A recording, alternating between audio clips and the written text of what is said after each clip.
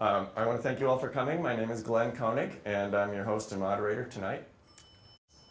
So let's get started. I put the word love up on the screen because that's why I'm doing this. When I was young, I had difficulty in school. I was middle-tracked. I got mediocre grades. I was frustrated at the pace that things went at. But recently, I've been volunteering as an adult advisor in youth groups for high school students. And a number of my close friends help young people who are in trouble or in need. And I've been talking to them a lot. And I've also been doing a lot of research about this big public debate about bullying.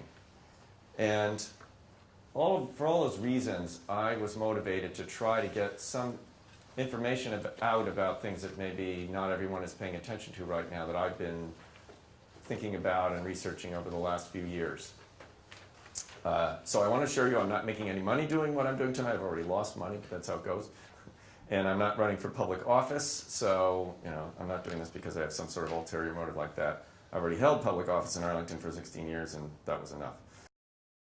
These are sort of the four classic subjects that are taught in school these days, which are considered the essentials.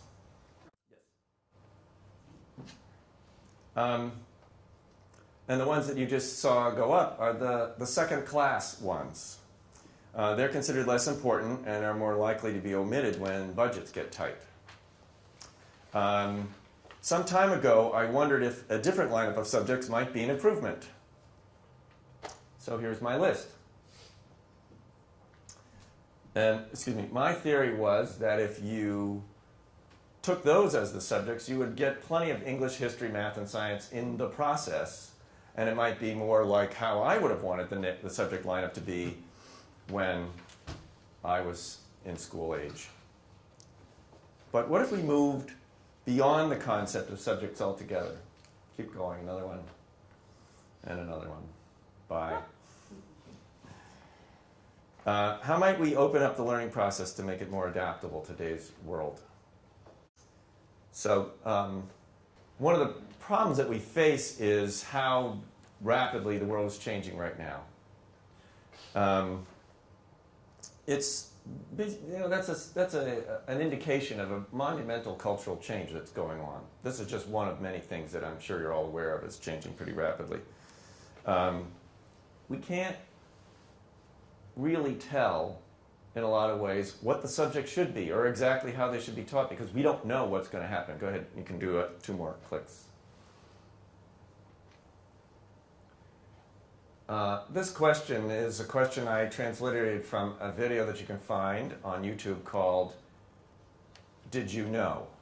It's just gotten 5 revisions by now. It was actually prepared originally by teachers in a Midwestern state who were worried that what they themselves were doing was obviously falling behind what they saw going on around them and what they thought maybe they ought to be doing, but in the constraints of the school system they weren't able to do. Let's go to the next one. Now in terms of information alone, the limitation of books and buildings to hold information has been basically broken down. I mean, that's been true for thousands of years, and now suddenly we have so much information we don't know what to do with it. And here we're talking about just the last 11 years, and I would venture to say there's probably nobody left in the country who doesn't know what these 3 things are and probably hasn't used them extensively. And the impact that they've had for us is really mind-boggling. Go ahead and hit the next one. Now, a lot of people are really shocked at this. But it turns out when they exhaustively studied Wikipedia, they found out that there are errors in it. And yes, there are errors in the standard encyclopedia that's been on the shelf for decades, centuries. They're all written by people, and people make mistakes. And in spite of the fact that they try to check them inside of an organization like Encyclopedia Britannica or whatever, mistakes still get through, enough of them so that there's a comparable number in Wikipedia. In the book version, they have 65,000 articles, which is quite a good number. Online, they have 120,000 articles, but Wikipedia has just short of 4 million articles and counting. So you can see that if they are about as accurate as each other, where would you go to look for something? It's pretty clear that that's another way that resources in learning are exploding. Hit it again. Again, this came from another source that I found. It's an estimation, obviously. Go ahead, give me one more. A lot of stuff that is done in classrooms happens to come out of books where the book hasn't been updated for a number of years because the school can't afford to buy more books every year. And I think we're all familiar with the kinds of things that take place in a classroom, and a lot of this hasn't changed a lot over the last couple of decades. One more.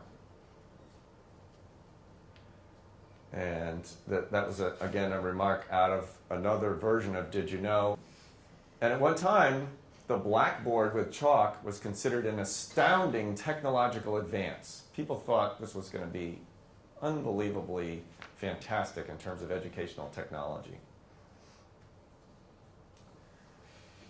So why did this happen? I made this diagram, as you can see at the bottom, a few years ago. And I think a lot of people think that all there is to public schools is, especially if they're arguing about charter schools and all that, is there's a school committee and there's an administration and there's teachers and there's students, and that's all there is. And clearly, as far as I'm concerned, there are a tremendous number of influences on what happens in school today. And this is probably not a complete diagram. I kind of arbitrarily put the arrows where I thought they should be as to what things influence each other. But one thing that's interesting about this is that it didn't all happen at once. A lot of these things were brought into the process because people saw them as something that was needed to solve an existing problem. So standardized test companies came about because somebody said, well, we need to do this, or whatever. And if you think about it, I've started to think more recently about the idea that assigning blame to anyone for this doesn't really make a lot of sense. It's just not going to help anybody, and most of the people in this matrix aren't really to blame for anything. They started their job with a very good intention, they came with good skills, they worked hard, they're trying to do something that's good. And over time, this whole thing got built up. And one example of blame is the ruckus that took place earlier this year in Wisconsin, where the state government was fighting with the teachers' unions. And I don't really think anything good came out of that. There was a lot of headlines and so on, but a lot of bad feelings. So at this point in time, I think it's pretty safe to say, as it is for most of us, that most of the people in this matrix are afraid of losing their job because of the way the economy is going right now, as much as anything else. So it's going to be really difficult if somebody in any one of these areas wants to make some kind of radical change. It's going to upset what the other people in the matrix are doing. So that means that this whole arrangement is likely to be, reluctant to make rapid change. It's going to change slowly over time. Nobody really wants to rock the boat too much. But most of the people in these jobs are watching outside of, in other industries, such as book publishing, journalism, even the post office. Major things are happening. Stuff's shifting, and new technologies are taking over, and there's a lot of questions about how to handle those other institutions. So let's go to the next one. Now, I read the book, How to Lie with Statistics. I know that you can make graphs look more dramatic, but I wanted to be honest here. These do not look like really dramatic trends. One of the things is that this study ended in 2008.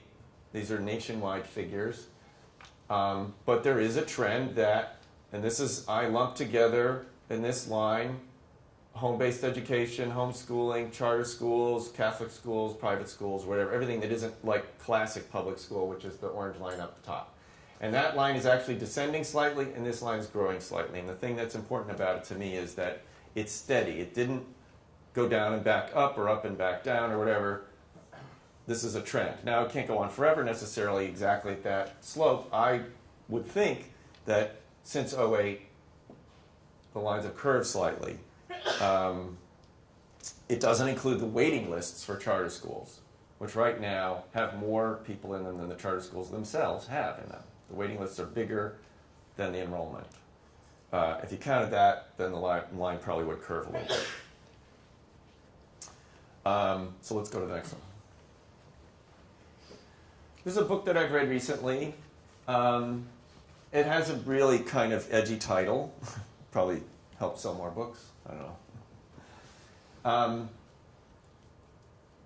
It's based on a theory called disruptive innovation that the author pioneered back in about 12 or 13 years ago, or at least.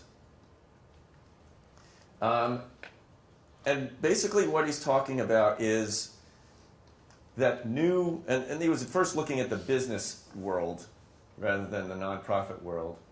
But essentially, in the beginning, he talked about how a lot of times existing businesses don't reform very easily. What happens is some new business comes along, makes something to reach a market that the existing business didn't reach originally, and ends up becoming the major player, and the existing business dies out.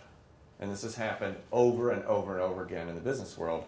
And his theory is that unless we do the same kind of thing with education, we're going to kind of be stuck with an obsolete model.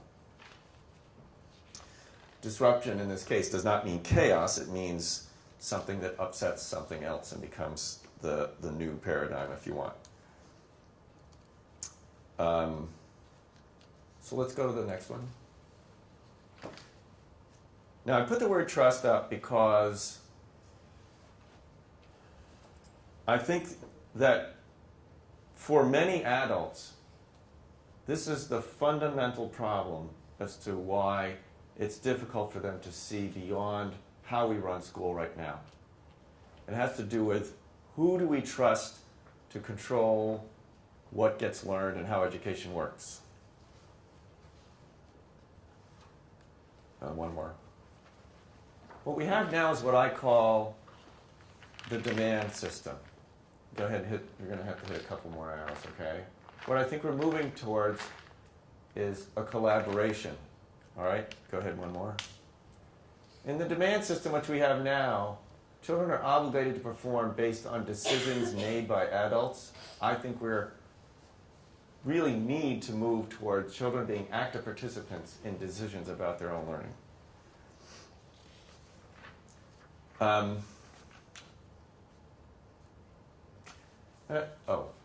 It stopped. Did you hit it one more time? No, that's okay. It won't go back. That's okay, because that's the end of the introduction.